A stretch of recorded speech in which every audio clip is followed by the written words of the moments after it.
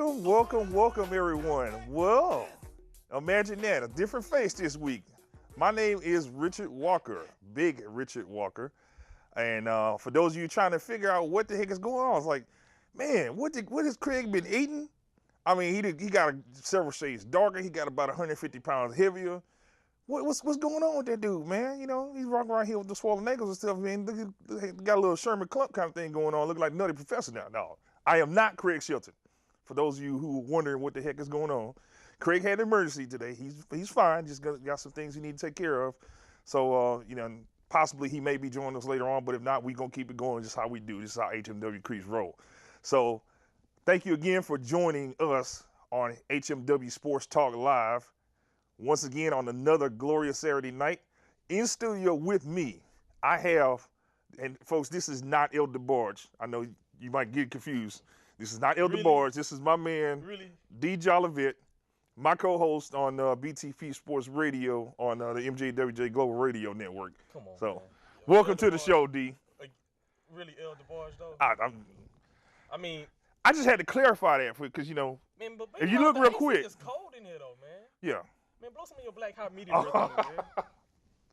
Do something. Oh, see, I see it's gonna be that kind of show today. Because he actually is trying to blast right now, so really I'm gonna put him back in his place. But really, thank you all for tuning in. We are here live in the studio, and we have a bomb diggity show for you. Did I say bomb diggity? Yeah, you did. That's this kind of stuff like folks say. But anyway, back to for those of you that are normal individuals like myself, we're going to have a great show today. We got a lot of NFL talk. We're going to be talking some Rockets for all you Rockets fans and NBA fans. A lot of good things that we're going to talk about today. We want to start off today with a little NCAA, or I should say NCII, which is National Coalition of Ignorant Individuals. Okay. Or not this story. Anywhere. Yeah, or as I call them, the NCAA, which is the National Cash Allocation Alliance. That's really right. That's really what they do. They capitalize off these athletes. You know what? This story is one that just got under my skin, and I thought we needed to start the show off with this today. Okay.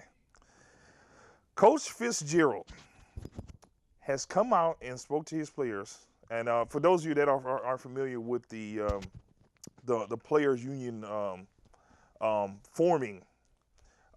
Coach Fitzgerald has come out and advised his players to not join the union. I'm going to just let you speak on that. D, what are your thoughts on that? Well, we're both former collegiate athletes. Right. We know that these coaches make money hand over fist off of the athletes. And I'm sorry, tell them what Coach Fitzgerald from. I forgot to mention that. Coach what? Coach Fitzgerald with Northwestern University. Yeah, for those you don't know, So for all of you who have not been following the unionization of NCAA athletes in Northwestern University in Illinois, these players have come to grips and they've finally gotten smart. They say, you know what? These coaches in the school make a whole lot of money off of us. We need to form a union because by the time we get done playing college sports, we don't have nothing else to show for it but a degree that we can't get a job with and a broken up body. That's all we have for it. So we need some money. And they made all this money on the NCAA football games.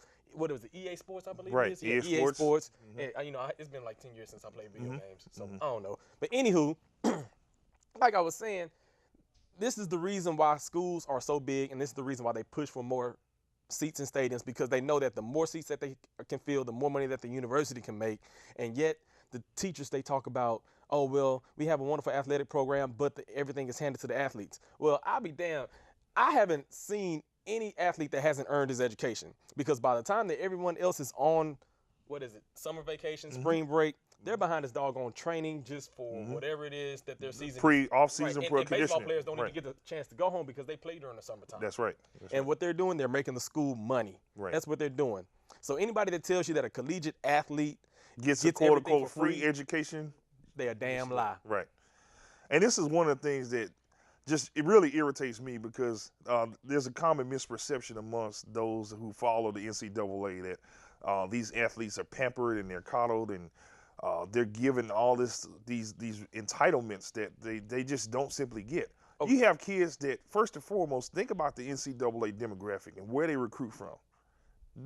For the majority of collegiate athletes, they recruit from poor neighborhoods, either from in the inner city or from outer city in the in the country. So these folks aren't coming in with a wealth of money. Well, Johnny Football is a different situation. That's a whole different story, and he's the reason why big old oil money. Yeah. Going to make a fool out of himself in college. Yeah, we'll talk more about him later. Yeah, he's a separate subject. But there's a reason why these guys are selected. And let's be honest, they're not going into the hood to select the next accountant or the next plastic surgeon or the next potential legal analyst. They're out there to get athletes, to put butts in seats, to get revenue generated for their schools so that they can fund these overpriced coaches with these lavish contracts.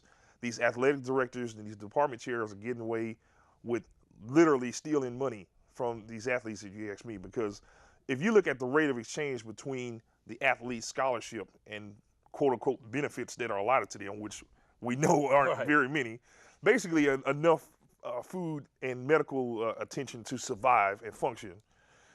When you look at that, and then also the graduation rates is something that doesn't get accounted for. Right.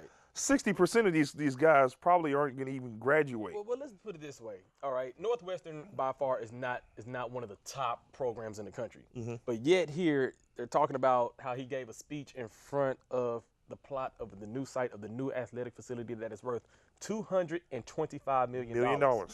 Now, if a school is getting $225 million, I want some of that money because I'm the one that's being put on this plate every single Saturday. Right. That's what I want. Right. I want, like Ed Winslow off the Boondocks, I want my money. I want my money. I done came up in it and I done fulfilled my end of the bargain and I want my doggone money. I want my money. I want my money. I got a broken finger, broken sternum, all kinds of stuff. I want my money, man. That's all I got to say. And this random light-skinned brother rant was brought to you by Houston Media Watch. But, folks, we are just going to continue to go on. This is what we do. Another topic that obviously we're going to be spending some time talking about is the Houston Rockets and their victory last night over the Oklahoma City Thunder.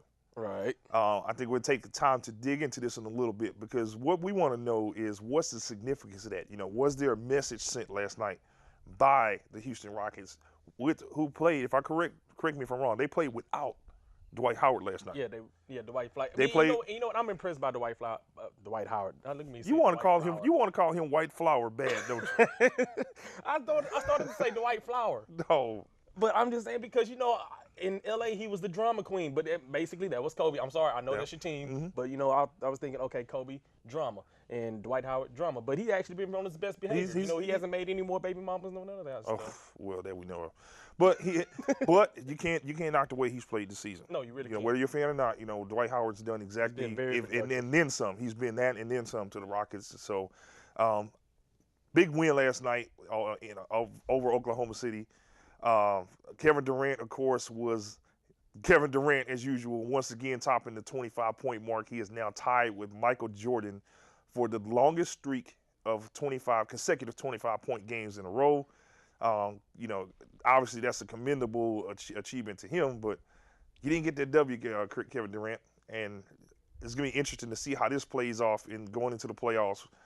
There's about a dozen games left going into the season. Maybe a little under. Yeah, a little under a dozen games going into the season. So not going to change much. At least I don't expect there to be much change in the way that the teams are ranked. Still expect Houston to probably stick into that 4 slot and be matched up with Portland in the first round. But if that were the case, then their second round opponent, most likelihood, would be Oklahoma City. Right. Should they move on to the second round, and so that's going to be an interesting matchup. Yeah, but I don't see the Rockets going too far. I mean, I told everybody they're like a stripper at the club. They get you all hard and they get you all excited and stuff, and then they let you down. You give them money and stuff like that, then they let you down because you can't take them home. Yeah. Okay. Sorry. Yeah. Well, I mean, that remains to be seen whether or not this is the same Rockets team of old that has just not quite figured out how to get past the first round or really get past teams, of elite status. So whether or not they've made the step to the next level remains to be seen. So, folks, we're going to get ready to go to break here in about another 30 seconds or so.